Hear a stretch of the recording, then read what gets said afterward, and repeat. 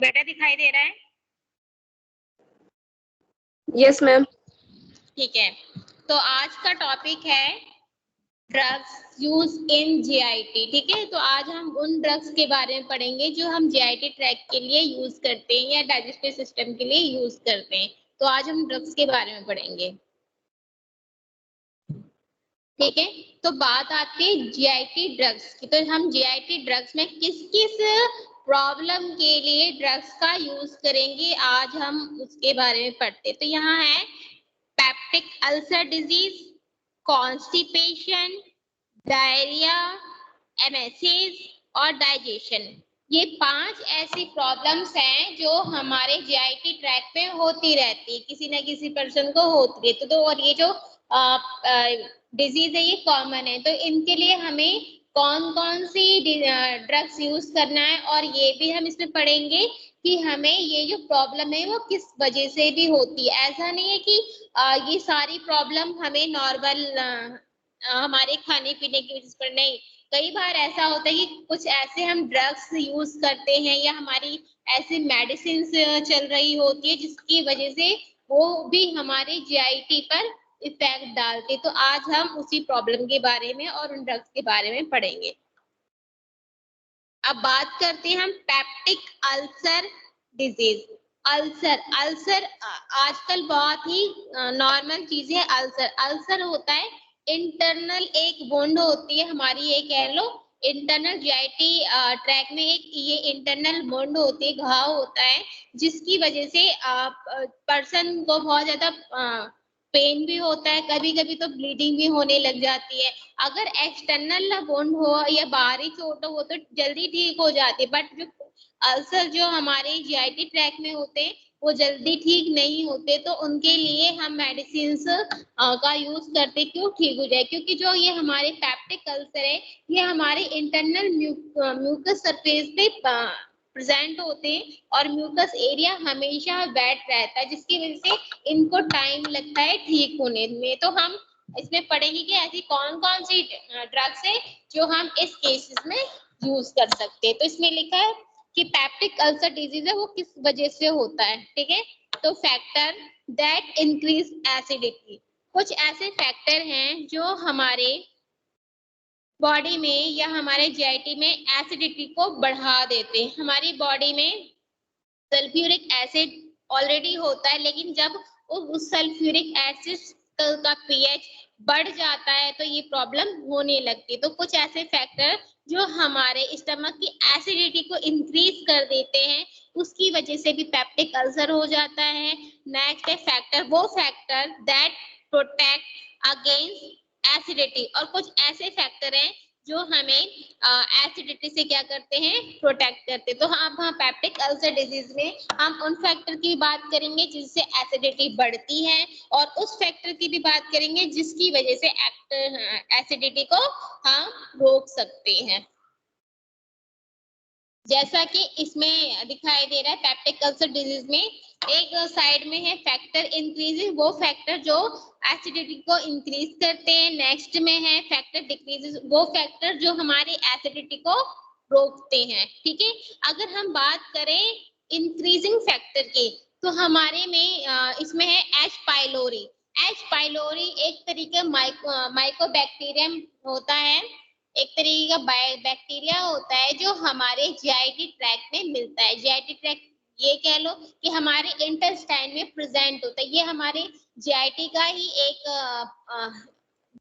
Micro organism है जो हमारे जीआईटी ट्रैक में रहते हैं और एसिडिटी को इंक्रीज कर देते हैं। तो इसमें हमारे एच पाइलोरी हमारा फैक्टर है। नेक्स्ट है नसाड। नसाड एक एंटी इंफ्लेमेटरी ड्रग्स है जिसको हम यूज ये एलर्जी या इंफ्लेमेटरी के लिए करते हैं। तो उससे क्या होता है कि अगर हम बहुत ज्यादा क्वांटिटी या एक्सेस क्वांटिटी में नसाड लें तो वो हमारे जीआईटी ट्रैक पे इफेक्ट डालते हैं। तो उसकी वजह से भी हमारी एसिडिटी क्या हो जाती है, बढ़ जाती है, जिसकी वजह से हमारी जो जीआईटी ट्रैक की जो एसिडिटी है वो इंक्रीज हो जाती है। नेक्स्ट है हमारे एसिडिक एजेंट। एसिडिक एजेंट में वो एजेंट आते हैं जैसे हमारी लाइफस्टाइल, हमारा खाना पीना, हमारे कुछ ऐसी चीजें जिसपे एसिडिटी जो एसिडिक होती है, या ये कह लो हम अगर एक तरीके क्या है ऐसी चीजें जो एसिडिक होती है और उसका यूज करने से हमारी बॉडी की एसिडिटी और बढ़ जाती है। तो उस केस में भी ज्यादा एसिडिक एजेंट का यूज करने से भी हमारे स्टमक की एसिडिटी बढ़ जाती है, तो उससे भी पेप्टिक अल्सर होने के चांसेस बढ़ जाते हैं। नेक्स्ट है पेप्सिन। पेप्सिन एक एंजाइम है। पेप्सिन एंजाइम की ज्यादा सिक्रीशन से भी पेप्टिक अल्सर बढ़ने के चांसेस बढ़ जाते हैं। नेक्स्ट है स्मोकिंग। जो स्मोकर्स होते हैं, जो या ये कह लो कि ऐसे लोग जो हद से ज्यादा या ये कह लो बल्क में स्मोकिंग करते हैं, उस केस में भी पेप्टिक अल्सर होने के चांसेस बढ़ जाते हैं। तो अभी तक हमने बात की वो फैक्टर जो पेप्टिक डिजीज को बढ़ाते हैं, ठीक है। अब हम बात करेंगे उन फैक्टर्स के बारे में जिसकी वजह से एसिडिटी को हम रोक सकते हैं। तो हमारे इसमें आया म्यूकस प्रोडक्शन। इसमें क्या है, म्यूकस प्रोडक्शन की वजह से हमारे ये म्यूकस प्रोडक्शन क्या है, म्यूकस जो हमारे इंटेस्टाइन है उनकी इनर लेयर में जो म्यूकस है, तो उनकी ज्यादा प्रोडक्शन से हम एसिडिटी को रोक सकते हैं। नेक्स्ट है बफर। बफर जो होता है, बफर वो चीज होती है जिसमें पीएच जो होता है, पीएच लेवल में कोई भी चेंजेस नहीं होते, मतलब पीएच में कोई भी चेंजेस ना हो, उसको हम बफर कहते हैं। बफर, ठीक है। तो बफर की वजह से हम एसिडिटी या कह लो हमारी बॉडी में या हमारे स्टमक में जो एसिड प्रेजेंट है, अगर हम उसके पीएच में कोई भी बदलाव ना कर पाए, मतलब बफर का यूज करने से हम हमारी बॉडी में प्रेजेंट एसिडिटी की जो पीएच होती है उसमें कोई भी चेंजेस नहीं होती। बफर हमारे पीएच, हमारे एसिडिक पीएच को मेंटेन करके रखता है। तो पीएच को मेंटेन करने के लिए हमें बफर की जरूरत होती है। तो बफर हमारे एसिड को मेंटेन करके रखेगा, वो उसे बढ़ने नहीं देगा। नेक्स्ट है हमारा ब्लड फ्लो। अगर हमारी बॉडी में ब्लड फ्लो बहुत अच्छा रहेगा, सर्कुलेशन बहुत अच्छा रहेगा, तो भी हम एसिडिटी को रोक सकते हैं। क्यों? क्योंकि ब्लड फ्लो होने की वजह से जो आयंस होते हैं, वे चीजें होती है, वो सर्कुलेट होती है, वो एक जगह टिकती नहीं है। नेक्स्ट हमारा प्रोस्टोग्लैंडिस। ये प्रोस्टोग्लैंडिस भी एक तरीके का पार्ट है जो हमारे पेप्टिक अल्सर को रोकने का काम करता है। अब बात करते हैं regulation of gastric acid secretion कि हम अपने गैस्ट्रिक एसिड सिक्रीशन को कैसे रेगुलेट कर सकते हैं। तो इसमें कुछ ब्लॉकर हमने यूज किए हैं, जिसकी वजह से कुछ ब्लॉकर्स हैं जिसकी वजह से हम अपने गैस्ट्रिक एसिड सिक्रीशन को रोक सकते हैं, जिसमें हमारा जिसमें हमारे कुछ एंजाइम्स है जिसको हम ब्लॉक कर दें तो ऐसे गैस्ट्रिक एसिड सिक्रीशन को रोका जा सकता है। अब बात करते हैं एस्ट्रो रिसेप्टर एंटागोनिस्ट। अब है एस्ट्रो रिसेप्टर एंटागोनिस्ट जो हम यूज करते हैं हमारे पेप्टिक अल्सर में या जीआईटी ड्रग्स में यूज करते हैं। तो इसमें जो एस्ट्रो रिसेप्टर एंटागोनिस्ट है वो इनहिबिट करता है हमारे गैस्ट्रिक एसिड सिक्रीशन को, इनहिबिट करता है मतलब रोक देता है, उसे बढ़ने नहीं देता है। No effect on H1 receptor, ठीक है। और जो H2 रिसेप्टर है वो H1 रिसेप्टर पे कोई भी इफेक्ट नहीं करता है। और इसके एग्जांपल है सिमेटिडाइन, रेनिटिडाइन, सिमेटिडाइन या निजेटिडाइन। जो हमारे ये जो है ये कह लो ये हमारे ड्रग्स हैं या H2 रिसेप्टर्स हैं जो हमारे गैस्ट्रिक एसिड को रोकती हैं, जिसकी वजह से एसिडिटी नहीं बढ़ती और ना ही गैस्ट्रिक प्रॉब्लम होती है। तो नॉर्मल से हम घर मैम स्क्रीन शो नहीं हो रहा है, स्क्रीन शो नहीं हो रहा है। स्क्रीन शो बेटा सबको स्क्रीन शो हो रहा है? Yes ma'am. बेटा तुम्हें क्यों नहीं हो रहा है स्क्रीन शो? एक मिनट मैम मैं ट्राई कर रहा, फिर से रुक जाऊंगा। चलो, तो जो हमारे H2 रिसेप्टर्स हैं इनमें हम इन मेडिसिन का यूज करते हैं। नॉर्मल हमारे घर में जेंटेक पड़ी होती है, जो रेनिटिडीन होती है, जेंटेक्सिड होती है, ठीक है। जेंटेक तो कॉमन लोग जानते हैं, ये हमारे गैस्ट्रिक एसिड सिक्रीशन को रोकने में मदद करता है। नेक्स्ट हमारे इंडिकेशन कि हमारे जो एस्ट्रो रिसेप्टर एंटागोनिस्ट है वो कब यूज, पीयूडी, गर्ड, ये क्या है, ये हमारे जीआईटी डिजीज है। हाँ, प्रिवेंशन ऑफ एस्पिरेशन निमोनिया, और हमारी एस्पिरेशन निमोनिया को भी प्रिवेंट करते हैं। हो गया मैम। ठीक है, अब नेक्स्ट है हमारे proton pump inhibitor. Proton pump inhibitor भी हम गैस्ट्रिक या कह लो जीआईटी ड्रग्स में यूज करते हैं। प्रोटोन पंप इनहिबिटर, इनका काम है इनहिबिटर, नाम से ही पता चला इनहिबिट करना, मतलब किसी रिएक्शन को रोक देना, इनहिबिटर है। ठीक है, तो इसमें हमारे पोटेशियम हाइड्रोजन मैम और टीपीएस। मैम नितिन का मैसेज आया, उसे ऐड होना है। ओके बेटा।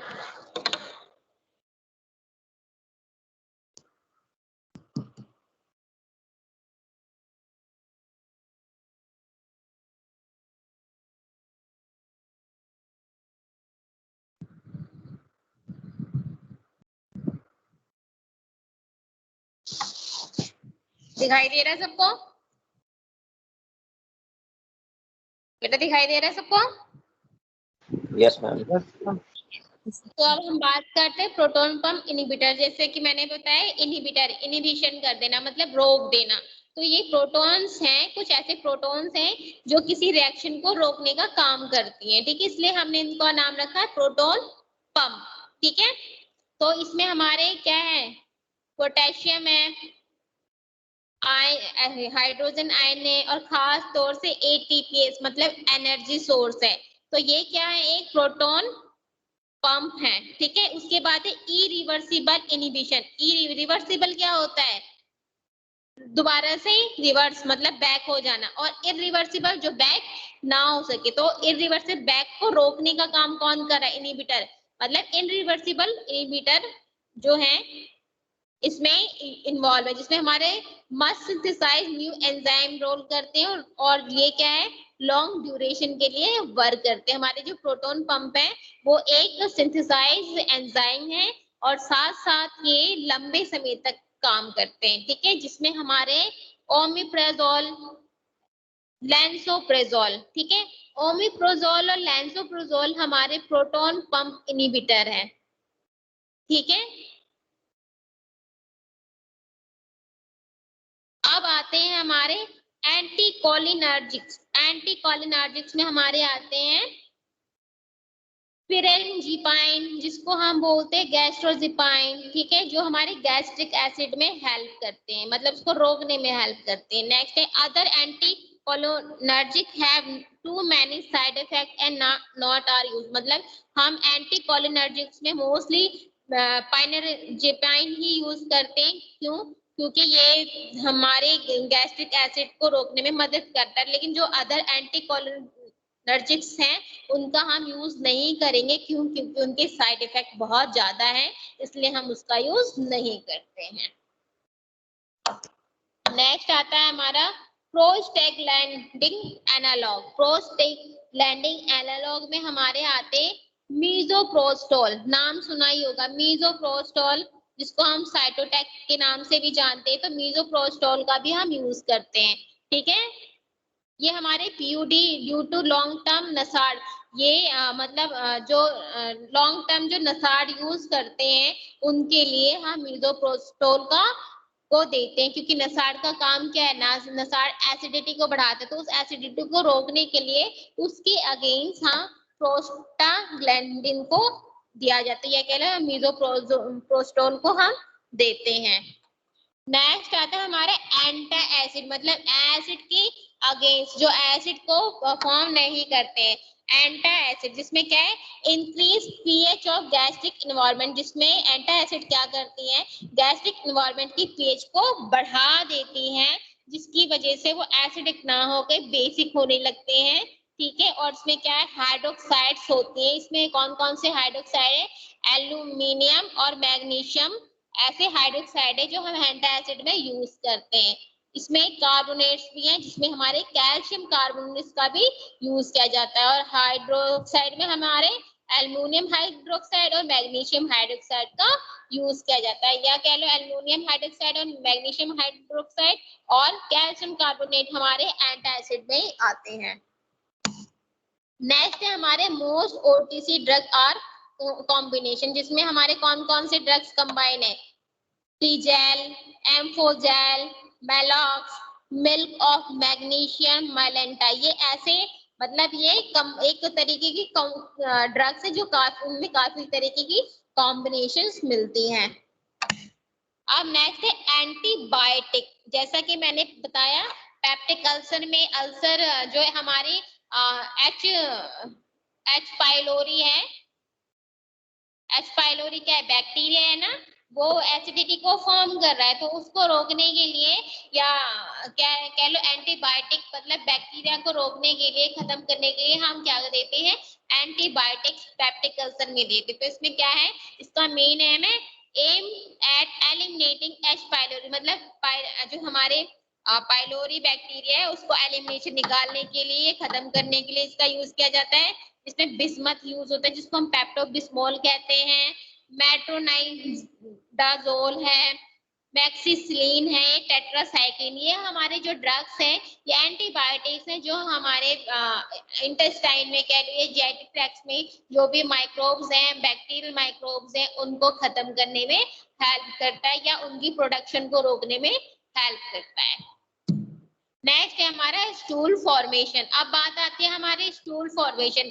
कई पर्सन ऐसे होते हैं जिनका स्टूल बहुत ही टाइट होगा या बहुत ही ज्यादा लूज होगा, ठीक है। तो अब हम इसकी बात करते हैं स्टूल फॉर्मेशन की। तो वाटर अब्सॉर्ब इन कॉलन, मतलब जो कॉलन क्या है, हमारे जो लार्ज इंटेस्टाइन है उसमें कॉलन्स प्रेजेंट होती है, तो उसमें 90% से ज्यादा क्या होते हैं, वाटर को अब्सॉर्ब कर लिया जाता है। तो उसमें है एक्सेसिव अब्जॉर्प्शन, मतलब हद से ज्यादा अब्जॉर्प्शन हो जाए तो क्या हो सकता है, कॉन्स्टिपेशन हो सकता है, जिसकी वजह से स्टूल क्या होगा, हार्ड होगा और डिहाइड्रेटेड स्टूल होगा, ठीक है। नेक्स्ट है इंक्रीज स्ट्रेन ऑन डिफेकेशन, मतलब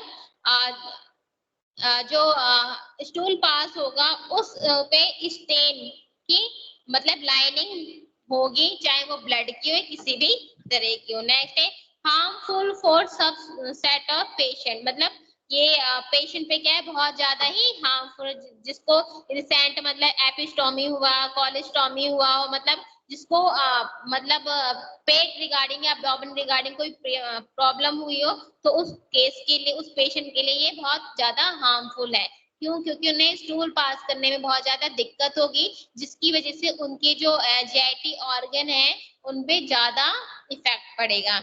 नेक्स्ट है इनएडिक्वेट अब्जॉर्प्शन, मतलब ज्यादा अब्जॉर्प्शन नहीं हो पाए, एक है एक्सेसिव हद से ज्यादा और एक है जो हो ही नहीं रहा, तो उस केस में क्या होगा, डायरिया हो जाएगा। डायरिया में क्या होगा, स्टूल होगा वो सॉफ्ट होगा, नॉन फॉर्म की कोई फॉर्म नहीं होगी और वो लिक्विड टाइप का स्टूल हो। तो डायरिया जैसा होता है, डायरिया में जानते हैं स्टूल कैसा होता है, समझिएगा। तो उसमें जो हमारे जो कॉलम्स होते हैं वो अब्जॉर्प्शन नहीं करते हैं, नहीं कर पाते हैं।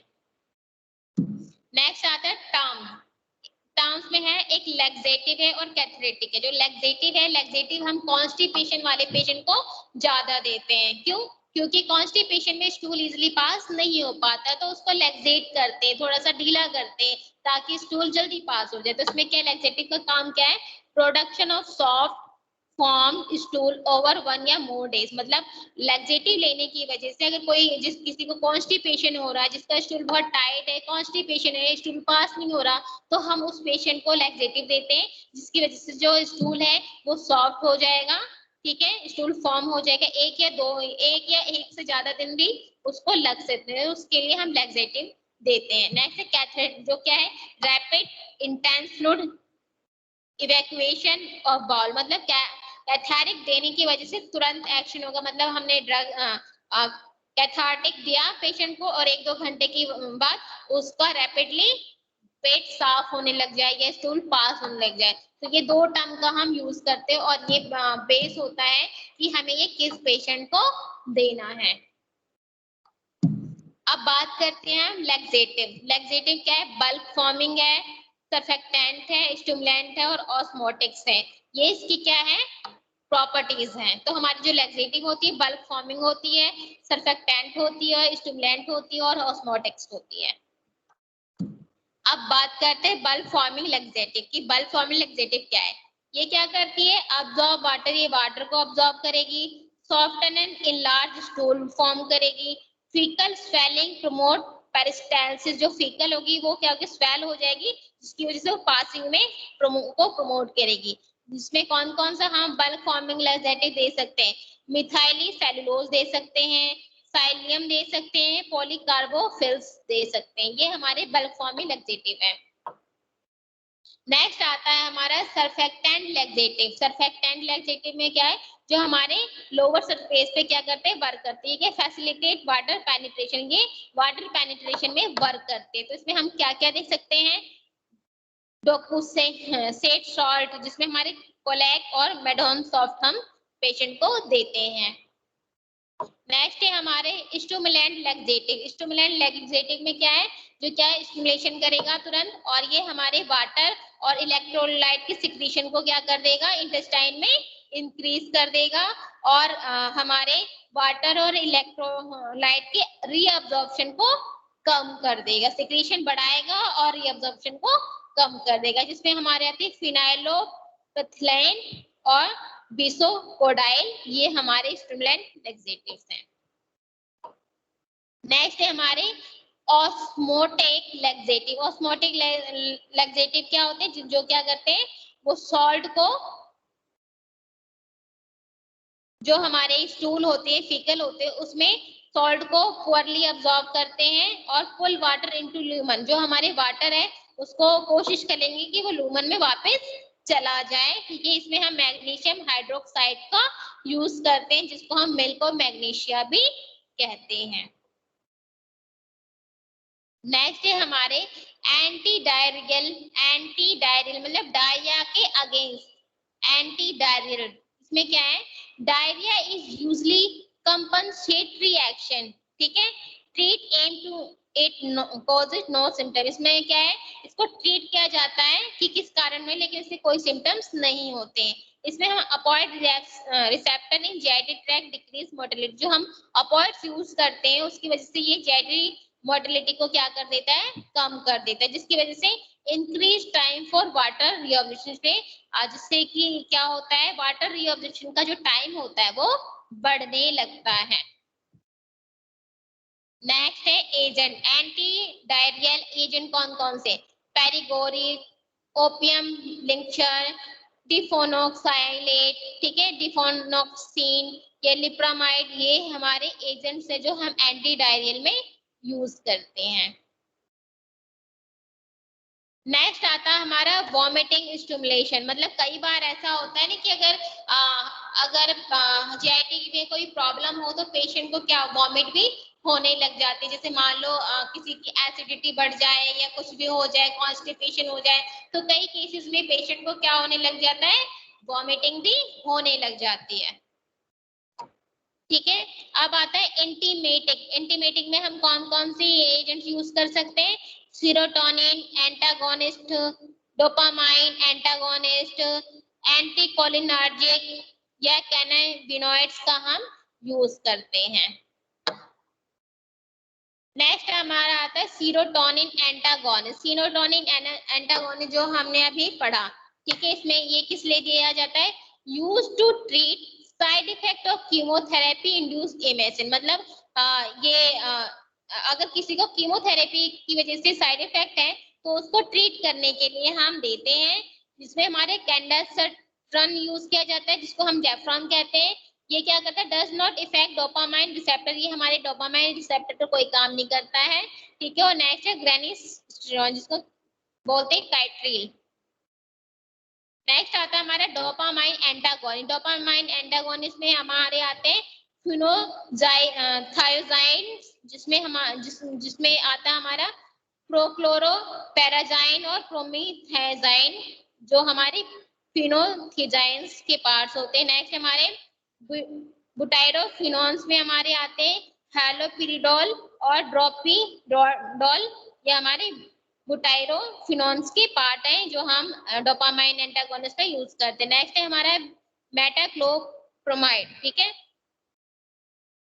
नेक्स्ट आता है हमारे कैनाबिनॉइड्स। कैनाबिनॉइड्स में हमारे आते हैं टेट्राहाइड्रोकैनाबिनॉइड्स, बिनॉल्स, जिसको हम TCH बोलते हैं, जो क्या करते हैं, एक्टिव इंटीग्रेटेड इन मैरिजुआना, दोनों बिनॉल और निकोलिन जो इसके पार्ट्स हैं। अब बात आती है हमारे डाइजेशन एड्स की, जिसमें क्या है, useful for inactive vagal stimulus या बाईपास डोडिनम, मतलब ये क्या करते हैं, इनएक्टिवेट कर रही, मतलब अब हमारे जो वीगस स्टिमुलेट है वो इनएक्टिवेट है, डोडिनम इनएक्टिवेट है, तो उसके लिए ये वर्क करते हैं, जिसपे हमारे पैनक्रिएटिन और पैनक्रिलिपेज का यूज किया जाता है।